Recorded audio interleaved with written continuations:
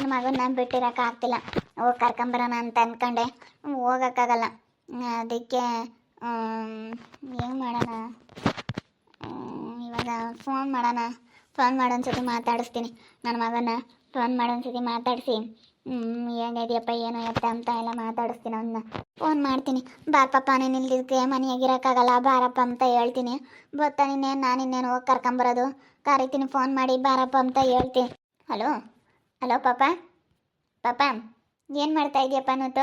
ಯಾಕಮ್ಮ, ಯಾಕೆ ನೀನು ನನಗೆ ಫೋನ್ ಮಾಡಿದ್ದು? ನಾವು ಆರಾಮಾಗಿ ಸುತ್ತಾಡ್ಕೊಂಡು ಇದ್ದೀವಿ. ನಮ್ಮ ಅತ್ತೆ ನಮ್ಮನ್ನ ಟ್ರಿಪ್ ಕಳಿಸೈತೆ. ನಾವು ಸುತ್ತಾಡೋದಕ್ಕೆ ಹೋಗಿದ್ದೀವಿ, ನಾನು ನನ್ನ ಹೆಂಡ್ತಿ. ಅಲ್ಲೇ 2-3 ದಿವಸ ಆಯಿತು. ಹೋಗಿದ್ರೇನು? ಹೆಂಗೋ ಬಿಡಪ್ಪ ಹೋದ್ರಲ್ಲ.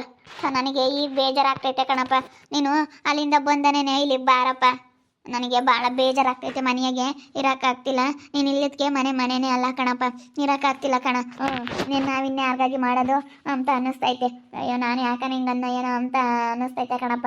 ಬಾರಪ್ಪ ಇಲ್ಲಿಗೇನೆ, ಅಲ್ಲೇನಿರ್ಬೇಡ ಬಾ ಪಾಪ. ಹಂಗ ಬಂದ್ಬಿಡು, ನನಗಿರೋಕ್ಕಾಗ್ತಾ ಇಲ್ಲ, ಭಾಳ ಬೇಜಾರಾಗ್ತೈತೆ ಕಣಪ್ಪ.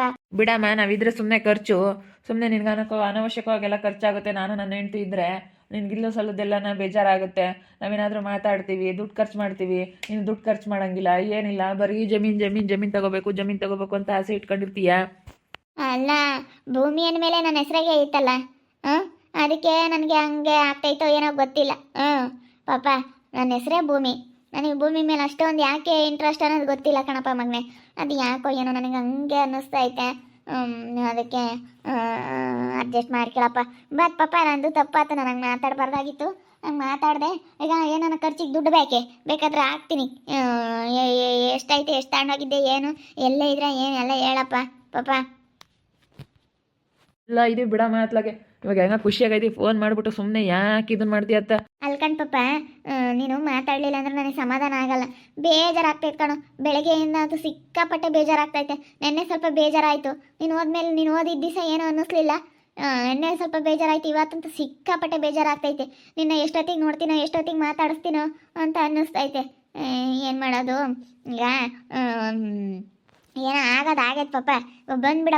ಬಂದ್ಬಿಡು ಪಾಪ. ಬರಲಿಲ್ಲ ಅಂತಂದರೆ ನನಗೆ ಮನಸ್ಸಿಗೆ ಸಮಾಧಾನನೇ ಆಗಲ್ಲ, ಥರ ಬೇಜಾರಾದಂಗೆ ಆಗುತ್ತೆ. ಏನು ಸಮಾಧಾನನೋ ಏನೋ. ಹೋಗಮ್ಮ, ನನಗೇನೋ ಭಾಳ ಬೇಜಾರಾಗ್ಬಿಟ್ಟೈತೆ. ನನಗಂತೂ ಬರೋಕ್ಕೆ ಇಷ್ಟ ಇಲ್ಲ, ನಾನು ಇಲ್ಲೇ ಇದ್ದು ಬಿಡ್ತೀನಿ. ಸುಮ್ಮನೆ ಯಾಕೆ ಬಲವಂತ ಮಾಡ್ತೀಯ? ಸುಮ್ಮನಿರಮ್ಮ. ಯಾಕೆ ಈ ರೀತಿ ಬಲವಂತ ಮಾಡ್ತೀಯ? ಹೆಂಗೋ ಇರ್ತೀನಂತ ನಾನು ಇಲ್ಲಿ ಸುಮ್ಮನೆ. ನೀನು ದುಡ್ಡು ಅಂದ್ಕೊಂಡು ಬರೀ ದುಡ್ಡಿನ ಬಗ್ಗೆನೇ ಯೋಚನೆ ಮಾಡ್ತಿದ್ರೆ ಬೇಜಾರಾಗುತ್ತೆ ಕಣಮ್ಮ. ಇಲ್ಲ ಪಾಪ, ಇವಾಗ ನಿನ್ನ ನಂಬರ್ಗೆ ಫೋನ್ ಪೇ ಮಾಡ್ತೀನಿ. ಒಂದು 20,000 ಖರ್ಚಿಗೆ ಹೆಂಗೋ ಇನ್ನೇನು ಹೋಗಿದ್ದೀವಿ ಅಂತ ಹೇಳ್ತೀರಾ, ಸುತ್ತಾಡ್ಕೊಂಬರ್ರಿ. ಇನ್ನೂ 2 ದಿನ ಇಚ್ಛೆಗೆ ಹೋಗಿ ಬರ್ರಿ, ಇನ್ನೇ ಮಾಡೋಕ್ಕಾಗುತ್ತೆ. ನಾನೀಗ ಮಾತಾಡಬಾರ್ದಾಗಿತ್ತು, ಮಾತಾಡಿದ್ದೀನಿ. ಏನೋ ಆಗೈತೆ ಮನೆ ಮೇಲೆ. ಬಂದ್ಬಿಡು, ಬತ್ತಿದಂಗೆನೆ ಬಂದ್ಬಿಡು ಪಾಪ. ಹೆಂಗೋ ಅಮ್ಮ, ಅತ್ತೆಂಗೆ ಕೇಳಬೇಕು. ಅತ್ತೆಂಗೆ ಕೇಳ್ಬಿಟ್ಟು ಬರೋದಾದ್ರೆ ಬರ್ತೀನಿ, ಇಲ್ಲ ಅಂತಂದರೆ ಇಲ್ಲ. ಬೇಡಪ್ಪ, ಹಂಗೆ ಮಾಡಬೇಡ. ಸುಮ್ಮನೆ ಬಾರಪ್ಪ, ಸುಮ್ಮನೆ ಬಾ. ಇವಾಗ 20,000 ಫೋನ್ ಪೇ ಮಾಡಿದ್ದೀನಿ ನೋಡು, ಆಲ್ರೆಡಿ ನಿನಗೆ ಬಂದೈತೆ ನಿನ್ನ ಅಕೌಂಟಿಗೆ. ನಿನ್ನ ನಂಬರಿಗೆ 20,000 ಫೋನ್ ಪೇ ಇವಾಗ ಕಳಿಸ್ಬಿಟ್ಟೆ. ಇನ್ನು ಈಗ ಬಂತು, ಇಕ್ಕೊಂಡು ಸುತ್ತಾಡ್ಕೊಂಡು ಬರ್ರಿ. ಇನ್ನೇ ಮಾಡೋಕ್ಕಾಗುತ್ತೆ. ಈಗ ನಾನು ಒಂಥರ ನನ್ನ ಹೆಸ್ರು ಇಕ್ಕೊಂಡಿರೋದಕ್ಕೆ ನನಗೆ ಅದ್ರ ಮೇಲೆ ಅಷ್ಟೊಂದು ಪ್ರೀತಿನೋ ಏನೋ ಅನ್ನಿಸ್ತೈತೆ. ಭೂಮಿ ಅಂತಲೇ ನನ್ನ ಮನಸ್ಸಿನಾಗೆ ಜಮೀನು ಖರೀದಿ ಮಾಡಬೇಕು ಅನ್ನಿಸ್ತೈತೆ. ಈಗ ಪಾಪ ನನಗೆ ಯಾಕೆ ಅಷ್ಟೊಂದು ಇದು ಅಂತಂದರೆ, ನಾವು ಎಷ್ಟೇ ಒಂದು ದೊಡ್ಡದಾಗ ಒಂದು ಮನೆ ಕಟ್ಟಲಿ, ಒಂದು ಬಿಲ್ಡಿಂಗ್ ಕಟ್ಟಲಿ, ನಾವು ಏನೇ ಮಾಡಲಿ ಹೊಸ್ದಾಗೆ, ಅದು ಒಂದಲ್ಲ ಒಂದಿನ ಹಳೇದಾಗುತ್ತೆ. ಆದರೆ ಭೂಮಿ ಅನ್ನೋದು ಇತ್ತಲ್ಲ, ಯಾವತ್ತೂ ಹಳೇದಾಗಲ್ಲ. ನಾವೊಂದು ಜಮೀನು ಅನ್ನೋದು ಖರೀದಿ ಮಾಡಿದರೆ ಇವಾಗ ಹಿಂಗೈತೆ, ಇನ್ನೂ 10 ವರ್ಷ ಬಿಟ್ಕೊಂಡು ಹೋಗಿ ನೋಡಿದ್ರೂ ಆ ಭೂಮಿ ಹಂಗೆ ಇರುತ್ತೆ, ಅದು ಯಾವತ್ತೂ ಹಳೇದಾಗಲ್ಲ. ಅದಕ್ಕೆ ಹಳೇದು ಹೊಸದು ಅನ್ನೋವಂಥದ್ದು ಇದೇ ಬರಲ್ಲ. ಎಲ್ಲ ಇವಾಗೆಲ್ಲ ಜಮೀನೆಲ್ಲ ಮಾರ್ಕೊಂಡು ಅಲ್ಲೂ ಇಲ್ಲೂ ಮನೆ ಕಟ್ತಾರಲ್ಲ, ಮನೆ ಹಳೇದಾಗಿ ಬಿದ್ದೋಗ್ಬಿಡುತ್ತೆ. ಆದರೆ ಜಮೀನು ಯಾವಾಗಲೂ ಹೊಸ ಥರನೇ ಇರುತ್ತಲ್ಲೋ. ಅದಕ್ಕೆ ಕಣೋ ನನಗೆ ಹೊಲದ ಮೇಲೆ ಅಷ್ಟೊಂದು ಪ್ರೀತಿ ಕಣೋ. ಅದು ಯಾಕೋ ಗೊತ್ತಿಲ್ಲ, ನನಗೆ ಅಷ್ಟೊಂದು ಹೊಲ ತಗೋಬೇಕು, ಚೆನ್ನಾಗಿ ಹೊಲ ಮಾಡಬೇಕು, ನಾನು ಜಮೀನು ಮಾಡಬೇಕು ಅಂತ ನನಗೆ ತುಂಬಾ ಆಸೆ ಕಣೋ. ಬಿಡ ಹೋಗ್ಲಿ. ಇವಾಗ ಹಂಗೆಲ್ಲ ಮಾತಾಡಿದ್ದು ನಂದು ತಪ್ಪಾಯಿತು, ನನಗೆ ಮಾಡಬಾರ್ದಾಗಿತ್ತು. ಈಗ ನಾನು ಮಾತಾಡಿದ್ದು ನಿನಗೆ ಅರ್ಥ ಆಗಿಲ್ಲ, ನೀನು ಮಾತಾಡಿದ್ದು ನನಗೆ ಅರ್ಥ ಆಗಿಲ್ಲ, ಇಬ್ರದ್ದು ತಪ್ಪೈತೆ. ಈಗ ಏನು ಮಾಡೋಕ್ಕಾಗುತ್ತೆ? ಈಗ ಏನಾದರೂ ಒಂದು ಬಂದರೆ ಅನುಸರಿಸ್ಕೊಂಡು ಹೋಗ್ಬೇಕಷ್ಟೇ. ಈಗ ಏನಾದರೂ ಒಂದು ಸಮಸ್ಯೆಗಳು ಬಂದೇ ಬರ್ತವೆ, ಎಲ್ಲದ್ರಾಗೂ ನಾವು ಅನುಭವಿಸ್ತೀವಿ. ಮನೆ ಅಂದಮೇಲೆ ಯಾವುದಾದ್ರೂ ಬರ್ತಾ ಹೋಗ್ತಾ ಏನಾನ ಸಮಸ್ಯೆಗಳು ಬಂದೇ ಬರುತ್ತೆ, ಅವನ್ನೆಲ್ಲ ಅನುಸರಿಸ್ಕೊಂಡು ಹೋಗ್ಬೇಕಷ್ಟೇ. ಇವಾಗ ಪಾಪ ಏನು ಆಗೋದಾಯ್ತು, ಬಾ. ಹಂಗ ಎಲ್ಲಿಗೆ ಬಾ, ಬತ್ತಿದ ತಕ್ಷಣ. ಹೆಂಗಮ್ಮ ನೋಡ್ತೀನಿ, ಆದರೆ ಬರ್ತೀನಿ. ಅತ್ತೆನೊಂದ್ಸತಿ ಕೇಳ್ತೀನಿ, ಮಾತಾಡಿಸ್ತೀನಿ, ನೋಡೋಣ. ಮಾತಾಡ್ಬೇಡ ಕಣಪ್ಪ, ಹಂಗೆ ಮಾತಾಡ್ಬೇಡ ಕಣ, ನನಗೆ ಬೋಲು ಬೇಜಾರಾಗ್ತೈತೆ. ಬಾರಪ್ಪ ನಿನ್ನ ಮನೆಯಾಗ ಇಲ್ಲೋದಕ್ಕೆ ಒಂಥರ ಎಷ್ಟೋ ಜನ ಇಲ್ಲ ಅನ್ನಿಸ್ತೈತೆ ಕಣಪ್ಪ. ನಮ್ಮ ಮನೆಗೆ ಎಷ್ಟೋ ಜನ ಇಲ್ವಲ್ಲಪ್ಪ ಅನ್ನಿಸ್ತೈತೆ. ಸರಿ ಆಯ್ತಮ್ಮ, ನೀವು ಬರಬೇಕು, ಅಲ್ಲಿಗೆ ಬಂದು ಕರ್ಕೊಂಡು ಬನ್ನಿ. ಸರಿ ಆಯ್ತು ಹೇಳಿ ಕಳ್ಸಿದೀನಿ ನೋಡಿ 20,000 ದುಡ್ಡು. ಏನಮ್ಮ ಭೂಮಿ ಆತ ಮಾತಾಡ್ತೀಯಾ? ಏನಿಲ್ಲ, ನನ್ನ ಮಗ 20,000 ದುಡ್ಡು ಹಾಕ್ತೆ ಹೋಗಿದ್ದಾನಂತೆ, ವರ್ಷಿತ ಕಳಿಸವಳಂತೆ. ಅದಕ್ಕೆ ಟೂರ್ ಹೋಗಿದ್ದೀನಿ ಅಂತ ಹೇಳ್ತಾ ಇದ್ದ, ಟ್ರಿಪ್ ಹೋಗವನಂತೆ. ಮೊನ್ನೆ ಏನೋ ಕಳಿಸಿದ್ಲಂತಪ್ಪ. ಬಿಡು, ಹೋಗಿ ಬರ್ಲೇಳು, ಚೆನ್ನಾಗಿರ್ಲಿ ಬಿಡು ಭೂಮಿ ಅತ್ತ. ಅದೇ ನಾನು ಚೆನ್ನಾಗಿರ್ಲಿ ಅಂತೇಳಿ ಅದಕ್ಕೆ 20,000 ಫೋನ್ ಪೇ ಮಾಡಿದೆ. ಫೋನ್ ಮಾಡಿ 20,000 ಫೋನ್ ಪೇ ಮಾಡಿದ್ದೀನಿ. ಈ ಕೇಳಪ್ಪ ನಿನ್ನ ಖರ್ಚಿಗೆ ಅಂತ. ಯಾಕೋ ಭೀಮಾ ಬಂದ ನೋಡು. ಏನು ಭೀಮಾ? ಮೂತಿ ಇಲ್ವಾಕ? ಇಲ್ಲ ಕಣಪ್ಪ, ನಾನು ಎಲ್ಲ ಟ್ರಿಪ್ ಹೋಗೋನಂತೆ. ಅದಕ್ಕೆ ಇನ್ನೊಂದು 2 ದಿವಸ ಲೇಟ್ ಬರಲ್ಲ. ಯಾಕಪ್ಪ? ಅದೇ ಏನೋ ಕೇಳಬೇಕಾಗಿತ್ತು ನಾನು, ಅದಕ್ಕೆ ಬಂದೆ. ಏನಿಲ್ಲ ಬಿಡಿ, ಅವನ ಹತ್ರನೇ ಮಾತಾಡ್ತೀನಿ. ಫೋನ್ ಮಾಡಿದೆ, ಅವ್ನಿಗೆ ಯಾಕೋ ಹೋಗಲಿಲ್ಲ. ಟ್ರಿಪ್ ಹೋಗೋನಲ್ಲ, ಎಲ್ಲ ಟವರ್ ಗಿವರ್ ಎಲ್ಲ ಸಿಕ್ಕಿಲ್ಲ. ಯಾವಾಗ ಮಾಡಿದ್ದೆ? ನಾನು ಈಗ ಮಾಡಿದ್ನಲ್ಲ, ಮಾತಾಡಿದೆ. ಬೆಳಗ್ಗೆ ಮಾಡಿದ್ದೆ, ಈಗ ಮಾಡಲಿಲ್ಲ. ಸರಿ ಆಯ್ತು ಬಿಡ್ರಿ, ಟ್ರಿಪ್ ಹೋಗಿದ್ದಾರೆ ಅಂತಂದರೆ ಆಮೇಲೆ ಬಂದಮೇಲೆ ಮಾತಾಡ್ತೀನಿ. ಭೀಮಾ, ನೀವು ಚೆನ್ನಾಗಿ ಆದ್ರತ್ಲ, ನಿಮ್ದು ಅವಾಗ ಬಲ್ ಸಮಸ್ಯೆ ಆಗಿತ್ತಲ್ವೇ? ಚೆನ್ನಾಗಿದ್ದೀನಿ. ವೈಷ್ಣವನು ಬುದ್ಧಿವಂತೆ ಆದ್ಲು, ಹೆಂಗೋತ್ಲ ಚೆನ್ನಾಗಿದ್ದೀವಿ. ದೇವ್ರ ದಯದಿಂದನ.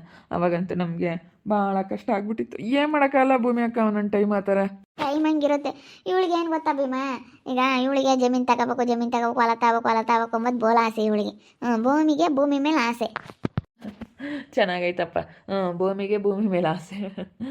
ಅಯ್ಯೋ, ಚೆನ್ನಾಗಿ ಹೇಳಿದ್ರಿ ಕಣಜ್ಜಿ.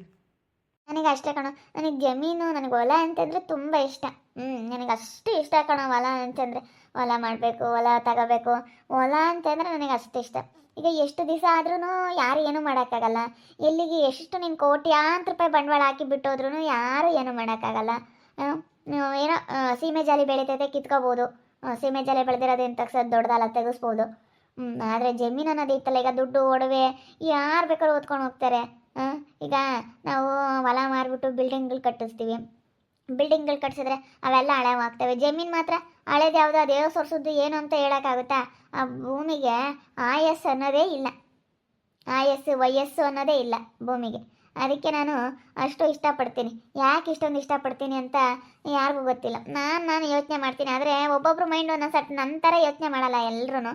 ಅಲ್ಲಿ ನಾನು ಆ ಥರ ಯೋಚನೆ ಮಾಡ್ತೀನಿ ಅಂತ ನಾನು ಹೇಳೋದು. ಅದೇ ಮಾತು. ಈಗ ನೀವು ಯೋಚನೆ ಮಾಡಿರೋ ಥರ ನಾನು ಯೋಚನೆ ಮಾಡೋಕ್ಕಾಗಲ್ಲ, ನಾನು ಯೋಚನೆ ಮಾಡ್ದಂಗೆ ನೀವು ಯೋಚನೆ ಮಾಡೋಕ್ಕಾಗಲ್ಲ.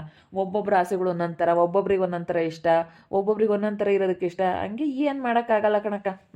ನೀವು ಹೇಳ್ತಾ ಇರೋದು ಸರಿನೇ, ನನಗೂ ಈಗ ಅರ್ಥ ಆಗ್ತೈತೆ. ನೀವು ಹೇಳ್ತಾ ಇರೋದು ನೋಡಿದ್ರೆ ನನಗೂ ನೀವು ಎಲ್ಲೋ ಹೇಳ್ತಾ ಇರೋದು ಒಂದು ಕಡೆಗೆ ನಿಜ ಅಂತ ಅನ್ನಿಸ್ತೈತೆ. ನನಗೂ ಎಲ್ಲೋ ಒಂದು ಕಡೆಗೆ ನೋಡಿ ಜಮೀನು ತಗೋಬೋದಲ್ಲ, ಯಾರೂ ಏನೂ ಕದಿಯೋಕ್ಕಾಗಲ್ಲ. ವಯಸ್ಸು ಅನ್ನೋದಾಗಲ್ಲ, ಆಯಸ್ಸು ಅನ್ನೋದಿರಲ್ಲ ಯಾವಾಗ್ಲೂ. ಅಲ್ಲ, ಆಯಸ್ಸಲ್ಲ ವಯಸ್ಸು ಅಲ್ವಾ, ವಯಸ್ಸಾಗೈತೆ ಅನ್ನೋ ಥರ ಇರಲ್ಲ. ಅದೇ ಮತ್ತೆ, ಈಗ ನಾವೊಂದು ಬಿಲ್ಡಿಂಗ್ಗಳ ಅಲೆ 50 ವರ್ಷದ್ದು ಅಂತೇಳಿ ವಯಸ್ಸು ಹೇಳ್ಬೋದು. ಮನುಷ್ಯರಿಗೆ ಆಗಲಿ ವಯಸ್ಸು ಅನ್ನೋದು ಅಲೆ ವಯಸ್ಸಾಯಿತು ಅಂತ ಹೇಳ್ತಾನೆ. ಆದರೆ ಭೂಮಿಗೆ ಯಾರಾದರೂ ವಯಸ್ಸಾಗೈತೆ ಅಂತ ಹೇಳ್ತಾರಾ? ಇಲ್ಲ, ಆಯಸ್ಸು ಯಾವಾಗಲೂ ಇರುತ್ತೆ. ಯಾವಾಗ್ಲೂ ಭೂಮಿ ಅನ್ನೋದು ತುಂಬ ಶ್ರೇಷ್ಠವಾದಂತ ಹೇಳ್ಬೋದು ನನಗೆ. ಅದನ್ನ ಯಾರು ಕದಿಯೋಕ್ಕಾಗಲ್ಲ. ಎಷ್ಟೇ ನೀನು ಬಂಡವಾಳ ಹಾಕು, ನೀನು ಎಷ್ಟೇ ಹಾಕು, ಯಾರೇನು ಮಾಡೋಕ್ಕಾಗಲ್ಲ. ಭೂಮಿ ನೀನು ಎಷ್ಟು ಎಕರೆನ ತಗೋ, 10 ಎಕರೆ ತಗೊಬಿಟ್ಟು ಹೋಗಿ ಆರಾಮ ಮನೆಗೆ ರಿಜಿಸ್ಟ್ರ್ ಕರೆಕ್ಟಾಗೆಲ್ಲ ಮಾಡ್ಕೊಬಿಟ್ರೆ, ನಾವು ರಿಜಿಸ್ಟ್ರ್ ಅನ್ನೋದೆಲ್ಲ ನೀಟಾಗೆಲ್ಲ ಮಾಡ್ಕೊಬಿಟ್ಟಿದ್ದೀವಿ, ರಸ್ತೆ ವ್ಯವಸ್ಥೆ ಎಲ್ಲ ಮಾಡ್ಕೊಂಡಿದ್ದೀವಿ ಅಂತಂದರೆ ಅದನ್ನೇನು ಯೋಚನೆ ಮಾಡೋ ಅಂಥದ್ದೇ ಇರಲ್ಲ, ಆರಾಮಾಗಿದ್ದು ಬಿಡ್ಬೋದು. ಅದು ಸರಿನೇ ಕಣಪ್ಪ, ಅಲ್ಲೇ ಭೂಮಿ ಹೇಳ್ತಾ ಇರೋದು. ನನಗೂ ಹಂಗೆ ಅನ್ನಿಸ್ತೈತೆ. ಅವಕ್ಕ ಹೇಳ್ತಾರೆ, ಅದು ನೋಡಿದ್ರೆ ಸರಿ ಅನ್ನಿಸ್ತೈತೆ. ಭೂಮಿ ಮೇಲೆ ಭೂಮಿಗೆ ಯಾಕೆ ಪ್ರೀತಿ ಅಂತ ಕೇಳೋದು ನೋಡಿದ್ರಲ್ಲ, ನನಗೆ ಅದು ಯಾಕೋ ಗೊತ್ತಿಲ್ಲ. ನಾನು ಈ ರೀತಿ ಯೋಚನೆ ಮಾಡ್ತೀನಿ. ನಿಜ, ಒಂಥರ ಎಷ್ಟು ದಿನ ಆದ್ರೂ ಭೂಮಿಗೆ ವಯಸ್ಸು ಅನ್ನೋದು ಆಗೋದಿಲ್ಲ. ಹಳೇದು ಅಂತ ಹೇಳೋಕ್ಕಾಗಲ್ಲ. ಯಾವ ಭೂಮಿನೇ ಆಗಲಿ, ಯಾವ ಹೊಲನೇ ಆಗಲಿ, ಹಳೇ ಹೊಲ ಇದು ಅಂತ ಹೇಳೋಕ್ಕಾಗತ್ತಾ? ಹೇಳಲ್ಲ. ಅದು ಎಷ್ಟು ವರ್ಷ, ಅದು ಏನು ಹೆಂಗೆ ಅಂತ ಹೇಳೋಕ್ಕೆ ಆಗಲ್ಲ ನೋಡ್ರಿ. ಅದಕ್ಕೆ ನಾನು ಇಷ್ಟಪಡೋದು ಅಷ್ಟೇ, ಬೇರೆ ಇನ್ನೇನು ಕಾರಣ ಇಲ್ಲ. ಈಗೆಲ್ಲ ಜಮೀನುಗಳೆಲ್ಲ ಮಾರ್ಬಿಟ್ಟು ಮನೆ ಕಟ್ಟಿಸ್ತಾರೆ. ಒಂದಲ್ಲ ಒಂದಿನ ಬಿಲ್ಡಿಂಗ್ಗಳೆಲ್ಲ ಹಳೇದಾಗುತ್ತೆ, ಬಿದ್ದೋಗುತ್ತೆ, ಏನೇನೋ ಆಗುತ್ತೆ. ಆದರೆ ಭೂಮಿ ಅನ್ನೋದು ಹಂಗಾಗಲ್ಲ. ಅದಕ್ಕೆ ನನಗೆ ಭಾಳ ಇಷ್ಟ. ಯಾರು ದಯವಿಟ್ಟು ಜಮೀನೆಲ್ಲ ಮಾರ್ಕೊಂಡು ಮನೆಗಿನೇ ಕಟ್ಟೋದಾಗಲಿ ಈ ರೀತಿ ಎಲ್ಲ ಮಾಡ್ಕೊಳಕ್ಕೆ ಹೋಗ್ಬಿಡಿ. ಭೂಮಿಗೆ ಯಾವತ್ತೂ ವ್ಯಾಲ್ಯೂ ಇದ್ದೇ ಇರುತ್ತೆ. ನೀನು ಎಷ್ಟೇ ಕೋಟಿ ಬಂಡವಾಳ ಹಾಕಿದ್ರೂ ಅದು ಯಾರೂ ಕದಿಯೋಕ್ಕಾಗಲ್ಲ, ಯಾರೂ ಏನು ಮಾಡೋಕ್ಕಾಗಲ್ಲ. ನಮಗೆ ರಿಜಿಸ್ಟ್ರ್ ಅನ್ನೋದು ಇದೆಯಲ್ಲ, ಅದು ಪಕ್ಕಾ ಮಾಡ್ಕೊಬಿಟ್ರೆ ಯಾರು ಏನು ಮಾಡೋಕ್ಕಾಗಲ್ಲ. ಕರೆಕ್ಟಾಗೆಲ್ಲ ಡಾಕ್ಯುಮೆಂಟ್ ಎಲ್ಲ ನೋಡಿ ಸರಿಯಾಗಿದೆ ಅಂತೆಲ್ಲ ತಗೊಬಿಟ್ರೆ ಜಮೀನೆಲ್ಲ ನಮಗೆ ಯಾವಾಗ್ಲೂ ಶಾಶ್ವತವಾಗಿರುತ್ತೆ ಅಂತ ಹೇಳ್ಬೋದು. ಅದಕ್ಕೆ ನಾನು ಇಷ್ಟೊಂದು ಇಷ್ಟಪಡ್ತೀನಿ. ದೊಡ್ಡ ದೊಡ್ಡ ಬಿಲ್ಡಿಂಗ್ಗಳೆಲ್ಲ ಹಳೆವಾಗಿ ಬಿದ್ದೋಗ್ಬಿಡ್ತವೆ. ಅವೆಲ್ಲ ಎಷ್ಟು ದಿನ ಇರ್ಬೋದು? 50 ವರ್ಷ ಇರ್ಬೋದು, 60 ವರ್ಷ ಇರ್ಬೋದು, 80 ವರ್ಷ ಇರ್ಬೋದು, ಬೇಡ 90 ವರ್ಷ ಇರ್ಬೋದು. ಇನ್ನು ಎಷ್ಟು ವರ್ಷ ಇರೋಕ್ಕಾಗುತ್ತೆ ಅಷ್ಟೇ. ಈಗ ಏನಂತಂದ್ರೆ ಒಂದು 50 ವರ್ಷ 60 ವರ್ಷ ಬಾಳ್ಬೋದು ಅಂತ ಅನ್ಕೊಂತೀನಿ ನಾನು ಅಷ್ಟೇ. ನನಗೇನೋ ಇಷ್ಟ ಆಗಲ್ಲಪ್ಪ ಅದೆಲ್ಲನೂ. ನೋಡ್ತಾ ಇರಿ, ಆಗ್ಬೋದು ಅಂತ ಮುಂದಿನ ಭಾಗದಲ್ಲಿ ನೋಡ್ತಾ ಇರಿ. ಹಾಗೆ ವಿಡಿಯೋ ಬಗ್ಗೆ ನಿಮ್ಮ ಒಬ್ಬಿಬ್ಬರನ್ನ ಕಮೆಂಟ್ ಮಾಡಿರಿ. ವಿಡಿಯೋ ಇಷ್ಟ ಆಗಿದ್ರೆ ಲೈಕ್ ಮಾಡಿ, ಶೇರ್ ಮಾಡಿ. ಇನ್ನು ಯಾರು ನಮ್ಮ ಚಾನಲ್ ಸಬ್ಸ್ಕ್ರೈಬ್ ಮಾಡ್ಕೊಂಡಿಲ್ಲ ತಪ್ಪದೆ ಕೂಡಲೇ ಸಬ್ಸ್ಕ್ರೈಬ್ ಮಾಡ್ಕೊಳ್ಳಿ. ಓಕೆ ವೀಕ್ಷಕರೇ, ಧನ್ಯವಾದಗಳು.